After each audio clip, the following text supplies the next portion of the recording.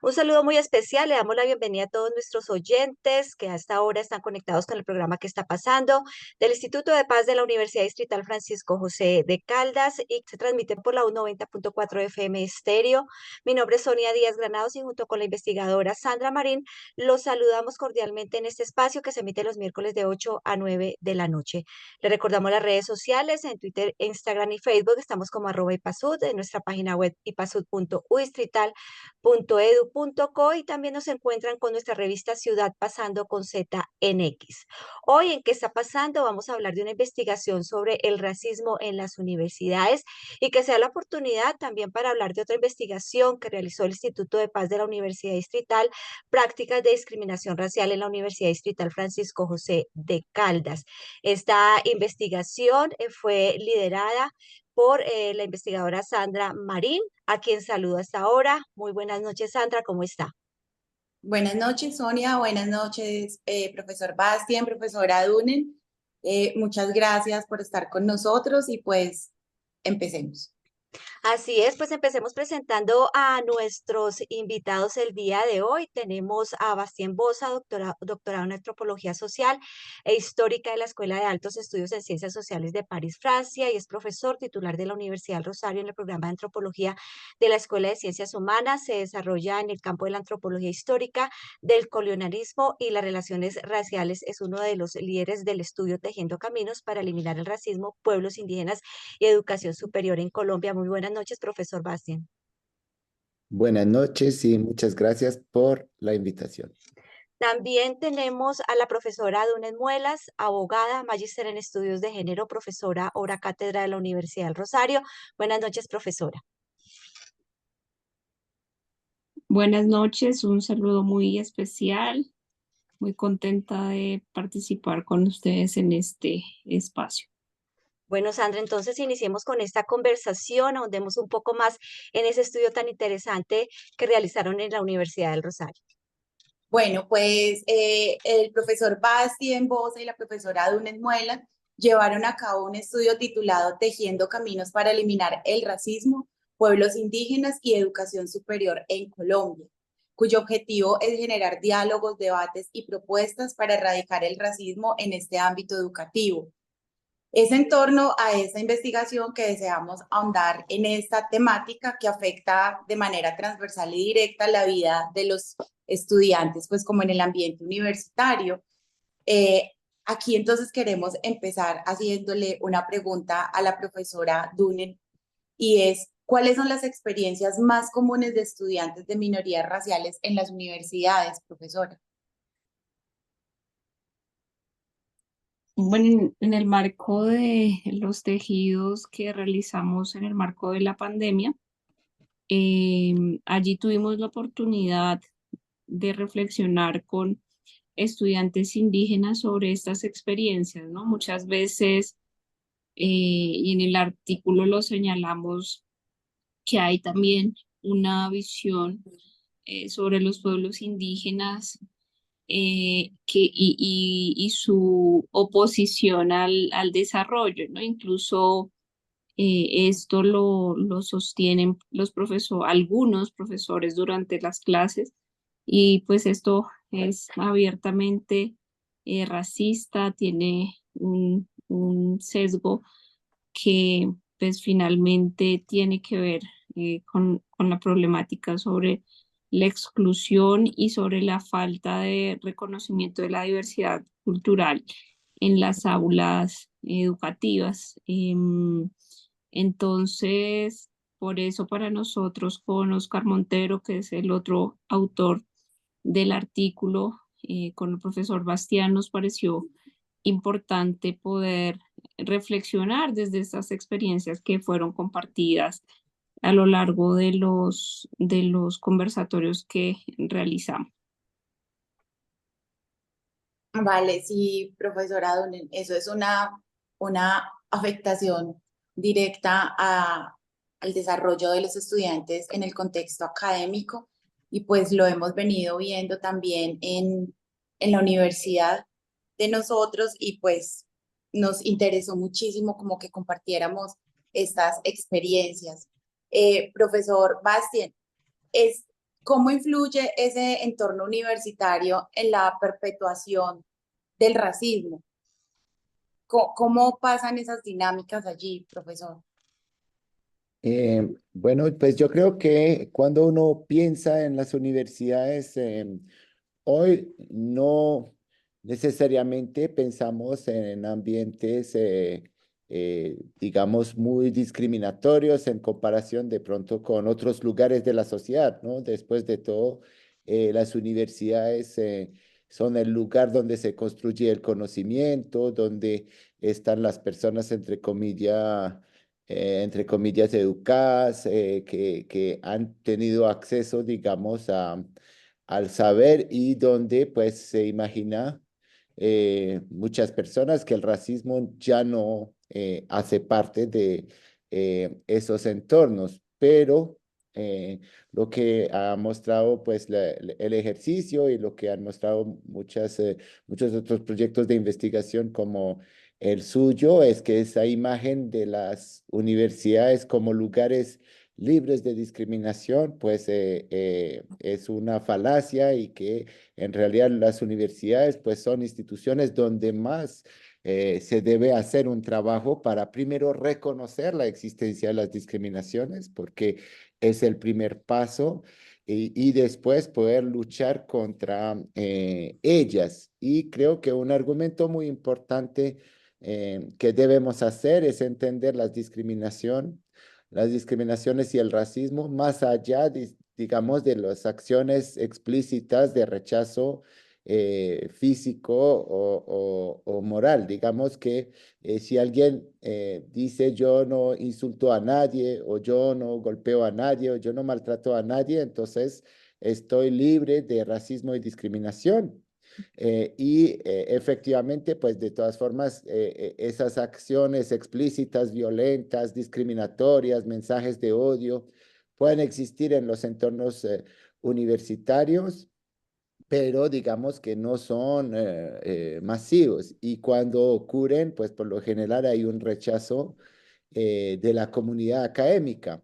Pero lo que sí no se problematiza es lo que Dunen llamaba la ausencia afro e indígena en muchos espacios de la universidad y un discurso que no es de pronto un discurso de odio directo, pero un discurso que perpetúa esa visión de los pueblos étnicos como o bien ausentes, digamos, y irrelevantes para la discusión académica, o bien como factor de obstáculo al desarrollo y al progreso. Y ese discurso, digamos, obviamente cuando empezamos a problematizarlo es muy violento. Y entonces, cuando miramos las principales universidades de Colombia, por ejemplo, cuando miramos los equipos docentes, es el caso en la Universidad del Rosario, pero yo creo que es el caso en muchas otras universidades, eh, hay una subrepresentación, es decir, en términos estadísticos, las minorías están en gran parte ausentes, ¿no? No solamente como estudiantes, hay programas de becas que han cambiado un poco la situación en muchas universidades, pero sigue siendo una subrepresentación en relación con el peso real de esos grupos.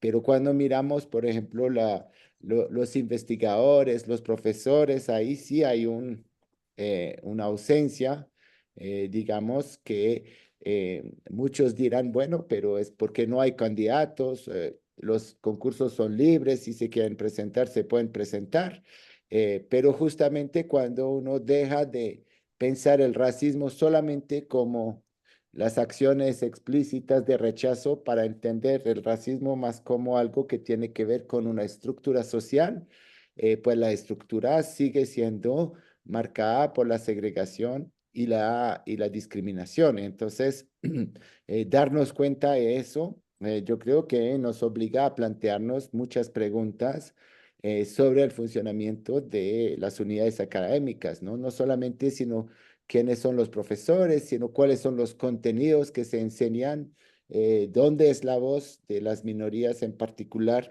en los currículos. Se hablan de ellas o se hablan desde ellas y muchas veces no hay ni lo uno ni lo otro, ¿no? Un estudiante puede graduarse abogado, puede graduarse de economista, puede graduarse hasta de sociólogo, sin en ningún momento enfrentarse a contenidos que reflejan la diversidad, digamos, social, cultural, histórica del país y en la mayoría de las universidades, pues no son considerados estos contenidos necesarios. Es como si fuera un plus, algo que sí lo tienen, está bien, pero no hay esta idea que esa conciencia de vivir en un país pluricultural, multiétnico, fuera, digamos, algo que se debe impartir como parte del currículo para todos los estudiantes colombianos. Digamos que son algunos de los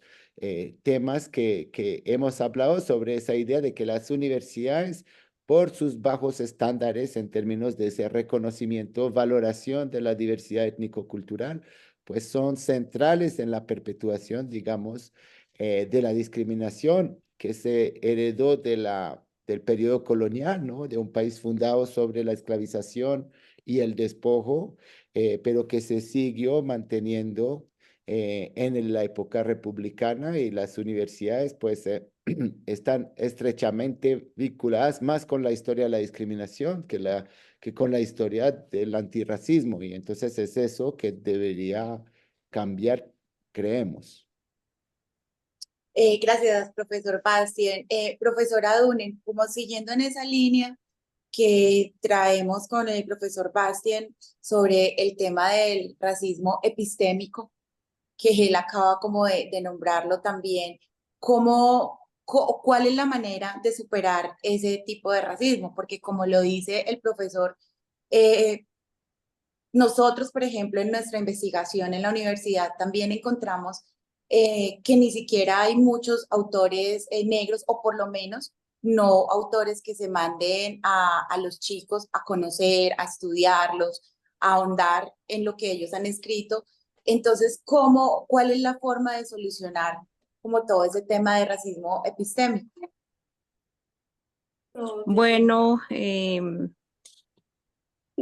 nosotros hemos insistido en la importancia que en las instituciones de educación superior hayan profesores afrocolombianos, indígenas, también que en los currículos de los diferentes programas, en las diferentes facultades, hayan asignaturas que inviten a la reflexión, al reconocimiento también de lo que somos como sobre cuál es nuestra historia y de dónde venimos, ¿no?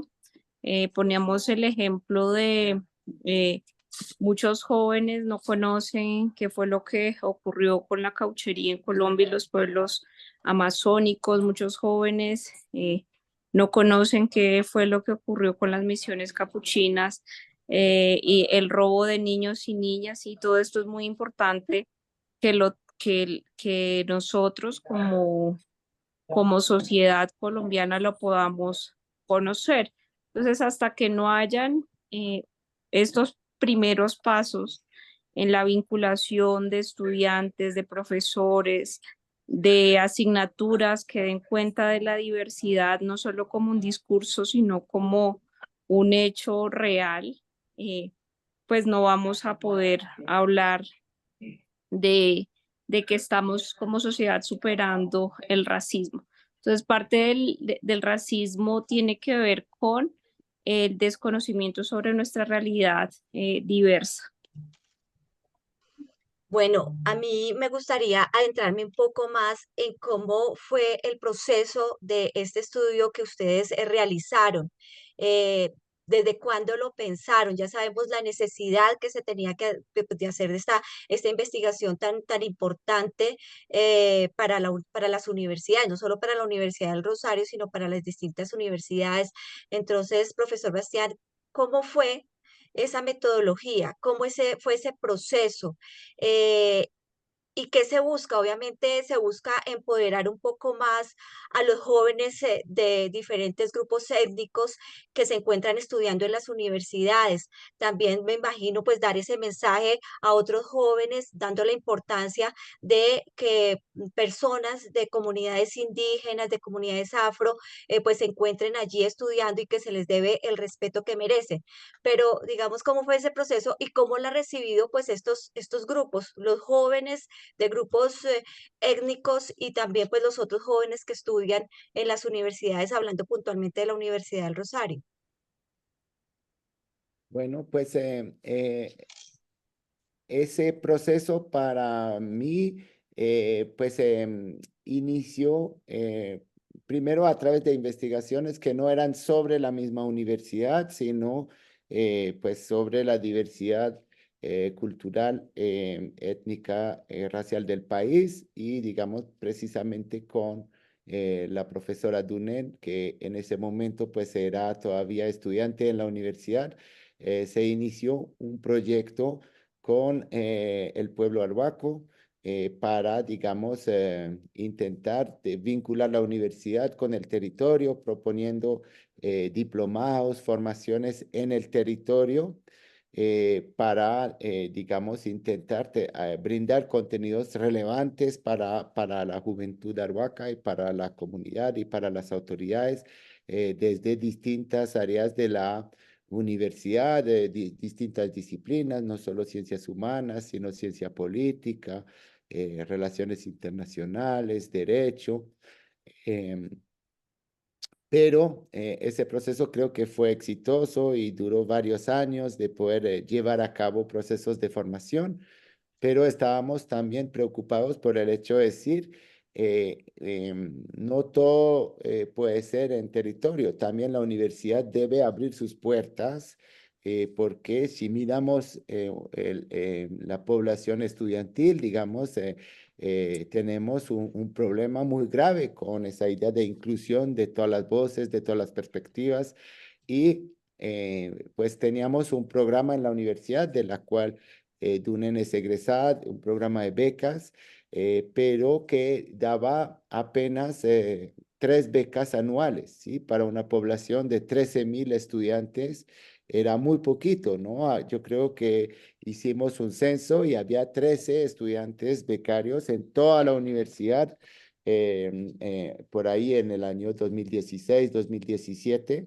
Y es ahí que pues se hizo todo un trabajo pues liderado también por Dunen para encontrar una manera de abrir las puertas de la universidad y se firmó un convenio con la UNIC y el ICETEX para tener 25 becas semestrales para estudiantes y adicionalmente 10 becas para estudiantes afrodescendientes. Y ese programa inició en 2019 y gracias a eso, pues ya en la Universidad del Rosario hay más de 300 estudiantes, pues ha sido una ampliación grande en todas las carreras de esos estudiantes, pero pues es un proceso complicado, ¿no? No basta decir ya vamos a ofrecer las becas y el problema se solucionó, sino que a veces si se hace sin un trabajo de acompañamiento, sin un trabajo de reflexión cuidadosa, en vez de hacer un favor a los estudiantes, uno los pone en situaciones en realidad de violencia, de aislamiento, de no sentirse cómodo, de no sentirse en un entorno donde vienen a aprender, donde vienen a crecer, sino un entorno hostil, donde sienten que no son reconocidos, que solamente vienen como siendo beneficiados, pero que no aportan nada a la universidad. Y entonces es en este marco un poco que se iniciaron las reflexiones para intentar de decir si se quieren hacer las cosas bien, si se quiere no solamente, digamos, abrir un programa de becas siguiendo la lógica de vamos a ayudar a un grupo desfavorizado, y que no debe ser la lógica de esos programas, debe ser vamos a enriquecer la universidad porque la universidad sin diversidad, pues no puede decir que es universidad. Sí, y entonces eso es difícil de hacer entender porque, como ya lo hemos dicho, vivimos en un mundo donde lo indígena ha sido y lo afro sistemáticamente retratado como menor, como obstáculo, como lo que no vale. Entonces, para romper con esas estructuras mentales que muchos profesores también las tenemos, que permean las instituciones, pues hay que hacer un trabajo. Por ejemplo, en el caso del programa de becas, son 25 estudiantes, pero no van a estar juntos. Cada uno va para su carrera y entonces cada uno va a encontrarse siendo el único estudiante indígena, el único estudiante afro en su salón de clase con los compañeros. Y ahí pues puede haber ese sentimiento de no pertenecer, ese sentimiento de soledad. En vez de empoderar a los estudiantes, puede haber esa creación, más la angustia de que es una beca que es un crédito condonable, quiere decir que si el estudiante no se gradúa, pues no tiene los beneficios económicos de la condonación y eso pues es un peso grande de estrés también para los estudiantes que saben que si fallan, pues sus familias, ellos mismos, pues se ven en una posición muy vulnerable. Entonces, la reflexión pues parte de esa experiencia concreta, práctica, pero se hizo gracias a lo que decía Dunen, al trabajo desde la UNIC con estudiantes de todas las universidades y de Oscar Montero. Y no sé si Dunen quiere complementar esa parte. Profesora Dunen. Sí, sí, en alianza con la ONI, en ese momento el consejero mayor Luis Fernando Arias, también convencido del proyecto en el que la diversidad étnica y cultural del país se entendiera, no como lo mencionaba Bastián, de vamos a hacer algo por los grupos menos favorecidos, y sí, vamos a reconocer las fortalezas y los aportes que hacen los conocimientos de los pueblos indígenas a la educación. Entonces, es importante, por ejemplo, también contarles que este año el Centro Ver Intercultural, en alianza con el ICETEX, no solo va a recibir estudiantes indígenas, sino también estudiantes del pueblo negro afrocolombiano, raizal y palenquero, porque entendemos la necesidad de que pues estas acciones antirracistas, por así decirlo, pues se materialicen, ¿no? Y sean operativas en instituciones como esta. Profesora Dunen, a mí me gustaría hablar de su experiencia, porque usted hace parte de una comunidad étnica, fue estudiante, fue profesora. Quisiera saber desde su experiencia cómo fue, y cómo vivió pues esto frente a una comunidad universitaria, frente a profesores, frente pues a la misma profesión que usted escogió. ¿Fue difícil? ¿Fue fácil? Me imagino que de alguna manera usted sentó un precedente pues para obviamente llevar a cabo y desarrollar esta investigación bajo pues su propia vivencia. Sí, yo creo que esas experiencias racistas no dejan de persistir en nuestra vida, y más en una ciudad. eh, yo creo que si el racismo no lo sentiríamos si no saliéramos de nuestra comunidad, pero una vez uno sale, eh, pues se encuentra con situaciones pues muy complicadas, ¿no? Yo creo que desde la niñez que estudié en un colegio de Valledupar, una ciudad cercana a la Sierra Nevada de Santa Marta. Los primeros recuerdos que tengo era que decían, ¿no? Los indios son piojosos, o sea, tú eres una niña piojosa.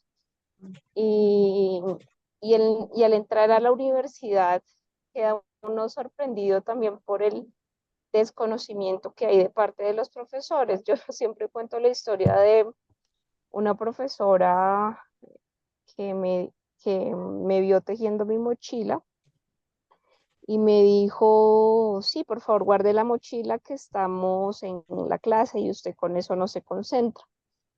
Y bueno, yo en ese momento guardé la mochila, pero me quedé pensando, ¿por qué me dijo eso? ¿Será acaso que desconoce el significado que tiene esto para, o sea, que tiene tejer para nosotros?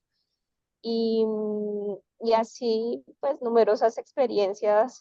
También recuerdo que cuando estaba haciendo consultorio jurídico y me tocaba ir a la fiscalía, no me reconocían como, sí, como una apoderada de víctimas, sino me decían, usted es la víctima y pues son, son experiencias también que lo hacen reflexionar a uno sobre el lugar que nos han hecho ocupar en la historia, ¿no? No puede haber un indígena en el, como siendo protagonista, autor, sino tenemos unas miradas eh, muy empobrecidas sobre lo que somos los indígenas y eso pues claramente se reproduce a través de la discriminación. Entonces, la idea no es,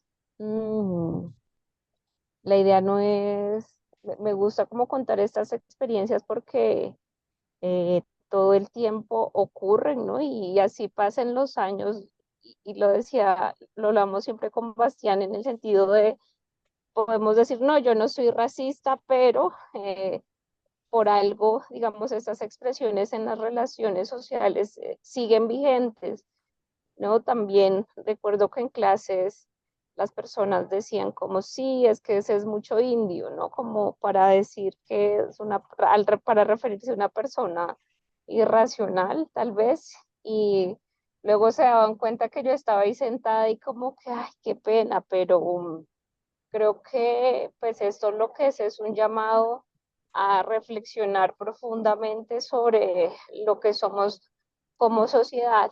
Ahora que tengo una hija de 8 años, ella, por ejemplo, le da, he trabajado con ella porque le da pena irse con nuestro vestido tradicional, porque dice, ¿y qué pasa si me dicen esto? ¿Y qué pasa si me dicen lo otro? Y yo pensaba, claro, que esas formas de discriminación, racismo persisten y la tarea como sociedad es mucho más grande. Bueno, profesor Bastien, como todo lo que hemos venido conversando, pues hemos visto que las universidades juegan un papel trascendental en el abordaje del racismo y en la manera en cómo se trata, las medidas que se toman, pero ¿cuáles son esas medidas que deben o pueden tomar las universidades para garantizarle a las personas afro, negras, indígenas un ambiente seguro y respetuoso que los proteja de ese racismo institucional?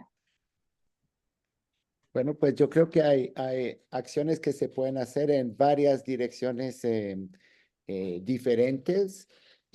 Uno, pues es la construcción de protocolos antidiscriminación, ¿no? Que varias universidades han empezado a tenerlos. No solamente está aquí el asunto étnico-racial en juego, sino la violencia basada en género, por ejemplo. Está también la cuestión de la violencia de clase, la violencia clasista que en muchos lugares, digamos, existe y hace mucho daño. Entonces yo creo que aquí hay iniciativas muy interesantes que se han desarrollado en varias universidades para que ese sentimiento, un poco que decía Dunen, a veces de desprotección que se puede tener cuando uno es víctima de discriminación, de decir, no, pues la que está equivocada soy yo, o de todas formas no sirve decir nada porque finalmente no me van a escuchar.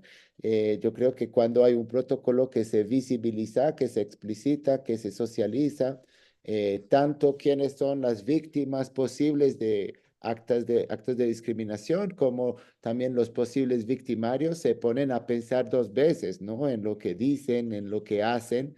Y eso no es fácil de implementar, porque justamente no basta con construir un protocolo en el sentido de un texto, sino que debe haber la manera de que ese protocolo sea realmente eficiente para, digamos, ponerse en marcha, porque no hay nada peor que hacer un protocolo para que después no tenga efectos. Entonces se hace un anuncio, decir, van a ser escuchadas, van a ser escuchados, van a poder, vamos a tener como institución sensibilidad frente a sus preocupaciones, pero no siempre se traduce en algo práctico. Entonces yo creo que un campo de trabajo para las universidades es este eh, de los protocolos. Otro campo de acción que me parece muy importante tiene que ver con lo que ya hemos hablado de la presencia afroindígena a todos los niveles de las universidades. Es decir, todas las universidades podrían empezar haciendo un censo de su cuerpo docente, de su cuerpo de investigadores, para ver qué tanto cumplen, digamos, con, o qué tanto su, digamos, profesorado cumple o refleja la diversidad real del país. Y pues yo creo que la mayoría encontrarán que no es el caso, entonces uno no puede esperar que cambie todo de un día para el otro, pero si uno quiere que en 10 años sí haya un reflejo, pues se tiene que empezar a tener una política de contratación que refleje la diversidad del país. Es complicado, ¿no? Porque sobre todo en este momento las universidades, algunas atraviesan, digamos, un momento donde no hay muchos concursos nuevos, pero de todas formas sí se debe dar unos pasos para pensar la diversidad de nuevo, no como un favor que se hace a las personas, sino como un requisito para decir si queremos ser serios en nuestro trabajo como constructores de conocimiento, pues no podemos ignorar gran parte de la población en la producción de ese conocimiento, no solo como objetos de estudio, que es lo que han sido los pueblos indígenas o las comunidades afro hasta ahora, sino como socios de ciertas formas y productores de conocimiento. Ahí lo pueden hacer las universidades de manera autónoma. Podríamos imaginar también que sea algo impulsado desde el Ministerio de Educación, ¿no? Que diga, quieren una acreditación de alta calidad, pues no hay alta calidad sin diversidad. Entonces tienen que demostrar que tienen en sus equipos de docentes, de investigación, un reflejo de esa diversidad. Ese punto es muy importante porque también en relación con lo que decíamos ahora, los estudiantes afros e indígenas, pero todos, si nunca tienen un maestro que es afroindígena, entonces no conciben lo afroindígena como algo que puede ser la autoridad y no solo como algo que es justamente una realidad que debemos ayudar, que debemos, o que siempre está retratada como en necesidad de nuestra ayuda, más no como socios reales de un proyecto de co-construcción del conocimiento, ¿cierto? Y entonces eso las universidades lo tienen que pensar, sí, y eso vale para los estudiantes étnicos en el sentido de que pueden proyectarse y decir, bueno, cuando los estudiantes de UR Intercultural tienen la profesora Dunen como docente, pueden decir, bueno, yo también podría estar ahí, pero si nunca ocurre eso, pues no hay esa posibilidad de proyectarse de esos lugares, son para mí también. Entonces yo creo que aquí hay un trabajo bien importante y lo mismo para los estudiantes o más aún para los estudiantes que no pertenecen a comunidades y que han crecido muchas veces en un ambiente en sus familias donde cuando se habla de lo indígena es solamente para hablar de que hubo un problema, o que hay carencias o que hace falta, pero nunca como algo que es un ejemplo, que es inspirador, que es algo que nos enriquece. Entonces yo diría que eso es el segundo punto. Y para cerrar, un tercer punto que es otro proyecto que hemos desarrollado después, es reconocer su papel históricamente en la violencia racial. Y yo creo que pues en la Universidad del Rosario hemos hecho un proyecto de Historia de la Institución, que celebra 371 años este año, 370 el año pasado. Y obviamente es motivo de orgullo y uno dice, pues qué chévere que una institución educativa haya durado casi 4 siglos, pero cuando miramos en detalle la historia de la institución, pues también está marcado por muchas violencias, está marcado por la esclavización, está marcado por el despojo y también los maltratos contra las poblaciones indígenas que fueron necesarias, no fue un asunto menor de la historia de la institución, sino que fue lo que hizo que la institución existió, digamos, fue condición de posibilidad de la institución. Pero eso nunca se ha hablado, ¿no? Es como un poco un tabú, es un secreto público porque pues todas las universidades coloniales de todo el continente tienen esa misma historia y de hecho en Estados Unidos varias universidades muy prestigiosas han empezado a hablar de eso, como Harvard, y bueno, lo que han descubierto es mejor hablarlo que callarlo. No vamos a desaparecer porque reconocemos ese pasado, sino todo lo contrario, es lo que nos permite crecer y decir, fuimos eso, pero hoy somos algo diferente, ¿no? Y yo pensaba también en los intelectuales criollos del final del siglo XVIII e inicios del siglo XIX, incluyendo el que da el nombre a su universidad y que es rosarista, Francisco José Caldas, que tiene 3 placas de homenajes en la Universidad del Rosario, que obviamente es un nombre muy importante para la historia política e intelectual del país, pero es alguien también que ha escrito cosas tremendas en términos de la discriminación racial. Y entonces, ¿qué hacer con esos escritos racistas que no son un poco racistas? Es un racismo, digamos, de lo más violento que podemos imaginar, lo que hay en sus escritos, pero entonces tenemos muchas instituciones que tienen su nombre y está bien, pero no podemos ignorar que gran parte de la violencia de la cual hablaba Dunen ahora y sobre, por ejemplo, como en las redes sociales, en las interacciones en los colegios, se dicen todo tipo de cosas horribles sobre las poblaciones racializadas, como si fuera chiste muchas veces, y eso cuando leemos a Caldas, pues está ahí la raíz, o a Tadeo Lozano, o a Antonio Nariño, de esa violencia racial. Entonces, no podemos volver atrás, no podemos cambiarlos, no podemos, eran el producto de su época y en esa época era normal tanto en las ideas como en la práctica para esa clase social particular, pues de tener personas esclavizadas, de tener ese desprecio por todo lo que no representaba, digamos, la herencia europea. Pero hoy sí es el momento de decir, hemos cambiado, ya no avalamos esas ideas y reconocemos que tuvieron lugar y de alguna manera, pues eh, las universidades pueden también acercarse a las comunidades que han sido víctimas de esa violencia para decir, lo sentimos que en nuestra historia es el papel que hemos jugado de difundir la idea que lo negro es inferior, que lo indígena es el atraso, que permean todos esos discursos, digamos, de quienes fueron los próceres de la República. Así es, profesor.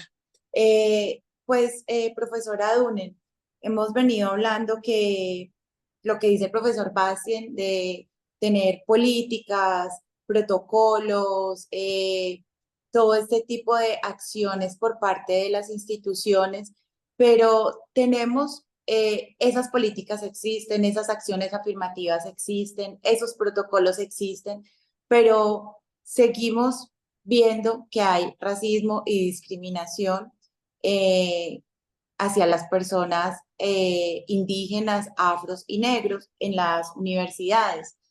Eso es un hecho, eso es una realidad y claro, hemos empezado a trabajar en ello desde hace relativamente poco, pero no sé si no le hemos dado la suficiente importancia y lo hemos visto desde la magnitud que tiene este tipo de políticas.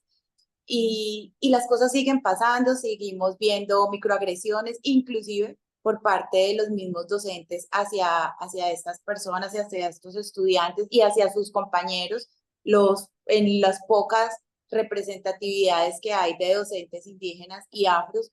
Eso lo seguimos viendo y lo seguimos notando. Entonces yo quisiera, profesora Dunen, preguntarle a usted, ¿cuál es ese papel que los profesores y el personal administrativo deben tomar en la lucha contra el racismo en la educación superior? Sí, creo que las reflexiones en las aulas son muy importantes y también la investigación alrededor de estos temas tiene que ser pues una acción en las universidades. Solo así se podrán conocer las experiencias, lo decía Bastián, sobre la construcción de los protocolos que sean respectivamente socializados y solo así pues será el camino para poder reflexionar. Hoy eh, quedan muchos retos alrededor de esto, pero estamos seguros que si desde el sector de la educación propiciamos las reflexiones, los cambios, el reconocimiento de nuestra historia, pues podremos superar el racismo que se sigue reproduciendo, ¿no? Y superarlo tiene que ver, insisto, en saber que en Colombia hay pueblos afrocolombianos, negros, raizales y palenqueros, saber que hay pueblos indígenas. Ahorita nada más veíamos con el retorno del pueblo en Vera y su salida del Parque Nacional todos los comentarios que había alrededor, que son comentarios muy dolorosos sobre los pueblos y comunidades. También es muy doloroso escuchar, por ejemplo, a cantantes que representan a Colombia diciendo que yo tengo mi raíz indígena porque tengo poco pelo. También son cuestiones muy dolorosas que siguen persistiendo y que si queremos superar, la educación tiene un rol muy importante. Con respecto a la pregunta que hace Sandra, a mí me gustaría también, Sandra, que usted nos hablara acerca de la investigación que lideró el Instituto de Paz de la Universidad Distrital, que usted coordinó también. Y es que dentro de esa investigación, para contarle un poco al profesor Bastián también a la profesora Dunen, no solo se abordó el grupo de estudiantes y profesores, ¿no? Se hizo una metodología cualitativa, se entrevistaron, pero pues también se tuvo en cuenta toda la comunidad universitaria, es decir, administrativos, estaban vigilantes, estaban las señoras del servicio, de servicios generales, de aseo, porque la necesidad de abordar también a este grupo y quisiera preguntarle tanto a Dunen como al profesor Bastián y a la profesora Dunen sobre si dentro de la investigación también hubo esto. Quiero iniciar con Sandra con respecto a la investigación que realizó el instituto.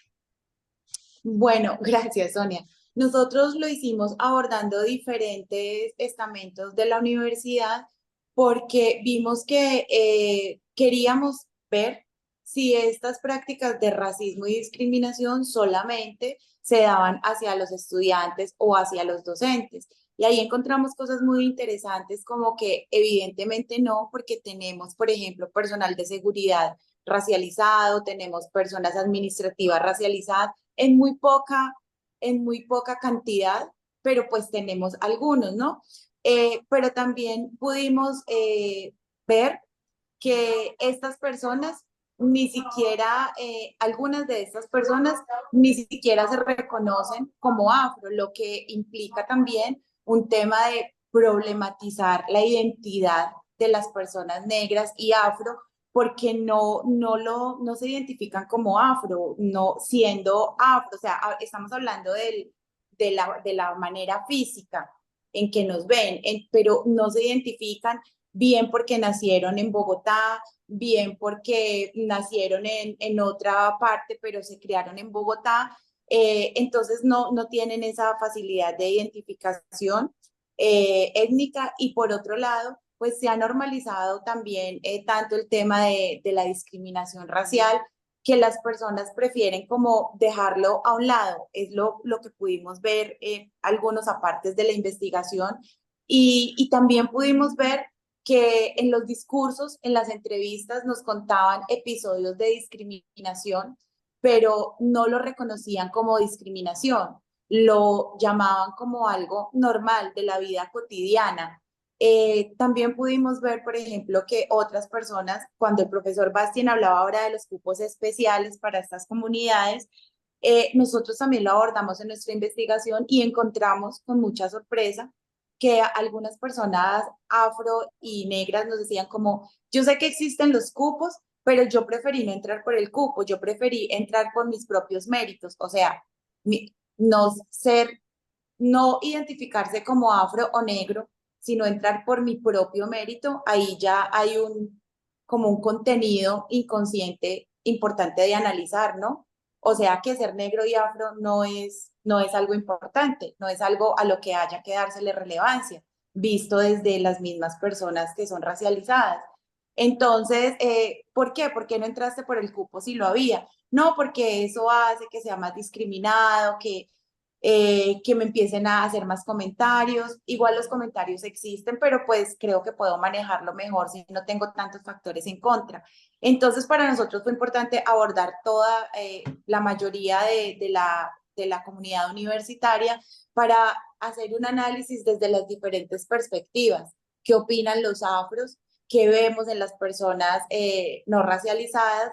Y empezar a hacer como un cruce de variables ahí y pues terminar encontrando que, ok, lo que ahorita hablábamos con la profesora y el profesor, y es que tenemos las políticas, tenemos los protocolos, tenemos las acciones afirmativas, pero el tema sigue sucediendo, porque creemos nosotros, una de nuestras recomendaciones es que hay que implementar medidas pedagógicas donde lo hagamos de manera transversal e involucremos a toda la comunidad con temas de sensibilización, con temas de talleres, con temas de capacitación y también con un tema que pues no debería ser, pero lastimosamente pues hay que hacerlo y es el tema también de la restricción y de las medidas que se toman hablando disciplinariamente cuando este tipo de cosas suceden.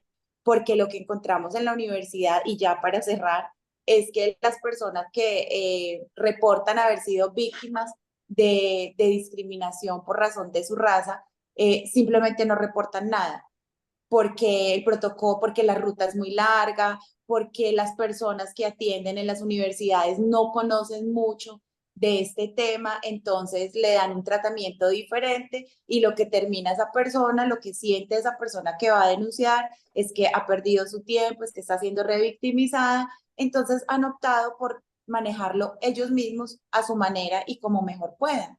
Claro. ¿Usted cómo ve esto, profesor Bastien, lo que nos habla Sandra al respecto de cómo desconocer esa identidad para llegar a ciertos objetivos bajo sus propios medios y no diciendo porque que esta persona es de raza negra o pertenece a la comunidad afro o a la comunidad indígena, pues se le va a tener más consideración para llegar a sus metas? Sí, no, son realidades muy dolorosas, pues todos los diferentes puntos presentados, ¿no? Primero, eh, cómo la fuerza del racismo ha sido para muchas familias esa idea de negar todos los vínculos con los mundos indígenas y los mundos afros. Pues si pensamos en Cundinamarca, tenemos la idea de que son regiones donde hay esa doble ausencia afroindígena, pero es lo que descubrimos en la Universidad del Rosario, por ejemplo, en pleno corazón del centro de Bogotá, y con esos 370 años de experiencia, lo indígena y lo afro no son asuntos periféricos, son el centro, digamos, de la historia. Y entonces sí, hoy se piensa Cundinamarca y Bogotá de manera general como lugares sin historias afros. Por ejemplo, la presencia de las haciendas en mesitas de colegio es hasta la mitad del siglo XIX, y nadie piensa, por ejemplo, historias de palenques, historias de las haciendas como una realidad local, sino que lo vemos como algo que es del Pacífico, que es del Caribe, pero no de Bogotá. Y la violencia es tan fuerte de que, por ejemplo, todos los afrobogotanos siempre se van a haber preguntado, y tú de dónde eres? Y dicen de Bogotá, pero no, de verdad, de dónde eres, como si fuera incompatible de ciertas formas. Entonces, esa idea de que las personas han preferido negar todos vínculos con esas categorías, pues es algo que hay que tomar en serio, que es complicado también decirles a ellos, no, realmente son una cosa o lo otro, ¿no? Porque eso también puede ser otra manera de ejercer una violencia, pero cómo hacer para empoderar las personas. También lo que se comentaba sobre em, el hecho de no querer pasar por esas vías especiales porque van a ser objetos de señalamiento es algo muy fuerte, ¿no? Y cuando hablábamos ahora de lo duro que es esa experiencia de ser el único estudiante afroindígena del salón, es que salen esos comentarios. Tú no eres aquí porque mereces, sino tú eres aquí porque te dieron ese cupo que no es el reflejo de tu inteligencia, de tus méritos. Y aquí es muy violento, digamos, esa tendencia que tienen también muchos profesores de ver lo que traen esos estudiantes indígenas solamente como carencias. Por ejemplo, hay muchos estudiantes que llegan de colegios donde no había un buen nivel de inglés. Entonces, con, digamos, preocupación, a veces los profesores dicen, no, hay que apoyar a esos estudiantes y está bien, es real que hay esa necesidad, pero por ejemplo llegan estudiantes bilingües en su lengua materna y en ningún momento se va a ver eso como una fortaleza por parte de la universidad. Nunca se va a decir, la universidad está ganando algo con esa estudiante bilingüe. Lo que va a ver es lo que no tiene, no lo que tiene. Entonces, eso también implica un cambio para decir, dejan de pensar que vienen aquí y que les falta lo que los otros tienen, ¿cierto? Pero para que sea real eso, la universidad tiene que cambiar sus prácticas, sus discursos, tiene que aprender a valorar, porque los profesores dicen, bueno, pero ¿cómo puedo valorar eso si yo no sé nada de esta lengua, yo no sé nada de esos conocimientos? Entonces, ahí hay un esfuerzo institucional muy grande por hacer para que no se culpen a las personas o se responsabilicen a las personas de esa situación de decir, yo me quiero alejar, yo no quiero ser identificado de esta manera, porque justamente no es un problema personal, sino es un problema de toda la historia. Sí, es cierto, profesor. Bueno, profesora Dune, quisiera preguntarle a usted que nos ha venido contando como todas estas eh, sucesos que han ocurrido o que le ocurrieron cuando usted era estudiante. ¿Cómo afecta el racismo la salud mental de un estudiante en la universidad? Mm, Bueno, en mi caso creo que, pues, y conversábamos ahorita, el racismo en solitario es muy duro, pero también cuando te encuentran con profesores que reconocen la problemática, cuando te encuentras también, te reafirmas en lo que eres. eh, Creo que la salud mental, mm, hay como una forma de arropar pues esa situación de exclusión tan difícil, ¿no? Como, ok, esta profesora dijo esto, pero también lo que ocurre en el fondo eh, sí pasa por la discriminación, por el desconocimiento, y creo que tener como a la vez esos dolores que claro que afectan, que duelen, que siguen de cierta forma lo cuestionan en lo que uno es, en lo que uno quiere hacer, eso, pero también un abrigo, arroparse por las reflexiones, creo que también eso lo hacen poder salir adelante. Entonces, me parece importante que retomemos esa pregunta que hacía Sonia hace un momento de dónde sale esta iniciativa. Y esta iniciativa fue efectivamente una alianza entre la Universidad del Rosario y la ORNIC, la Organización Nacional Indígena de Colombia, con la Cátedra UNESCO para la Eliminación del Racismo en la educación superior. Entonces ellos hicieron una convocatoria y nosotros, la Universidad del Rosario y la UNIC, aplicamos con nuestra propuesta de un ciclo, de un tejido de diálogos, de conversatorios alrededor de del racismo en la educación superior. Y allí tuvimos a lo largo de estos encuentros virtuales la posibilidad de hablar, por ejemplo, de qué pasa con las mujeres indígenas en el racismo en la educación superior, qué pasa con eh, lo que mencionaba Bastián sobre los profesores que hay de planta en las instituciones de educación superior, y así como ir analizando por partes desde las reflexiones de los mismos estudiantes indígenas, profesores, sobre cómo han vivido, y eso es finalmente lo que quedamos en este artículo. Hace poco me encontraba con una de las personas que nos acompañó en uno de los ciclos, que es Elizabeth Apolinar, una mujer indígena sicuani, que fue nombrada hace 2 años como directora de asuntos étnicos de la unidad de víctimas.